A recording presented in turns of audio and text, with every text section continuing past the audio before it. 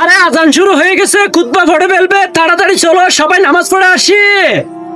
আরে আজান শুরু হয়েছে, তোমরা চলো নামাজ পড়ে আসো।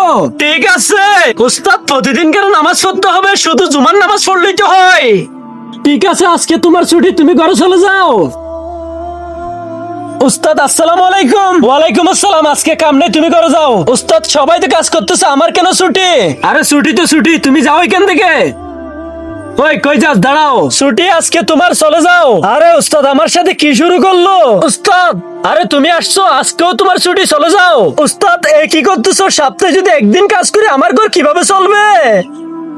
নিচে থাকা সাধারণ এই সাবস্ক্রাইব বাটনটি ক্লিক করে যারা যারা সাবস্ক্রাইব করবে, আল্লাহ যেন তাদেরকে এই কবরে শান্তিতে রাখে। আর ভিডিওতে যারা লাইক কমেন্ট করবে তাদের মনের আশা যেন সবসময় পূরণ হয়, আমি দোয়া করে দিলাম। তুমি বলতেছো একদিন কাজ করলে তোমার বাড়ি কিভাবে চলবে, তাই তো? তাহলে তুমি যদি সপ্তাহে একদিন জুমার নামাজ পড়ো, তাহলে আখিরাতে তোমার বাকি কাজগুলো কে করবে?